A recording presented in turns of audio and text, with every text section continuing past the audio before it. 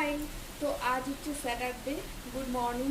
এখন বাজে এই 9:45 মতো। তো আজকে তো মাম্মা স্কুল নেই, মাম্মা এখনও ঘুমোচ্ছে। আর বাজার থেকে এখানে নিয়ে এসে যাবে এত এই টোস্টগুলো, তো ব্রেডগুলো, এগুলো ভীষণ ভালো হয় খেতে। এগুলো না চায়ের দোকানে ঘুগনি দিয়ে দেয় না, আমার ভীষণ ভালো লাগে খেতে।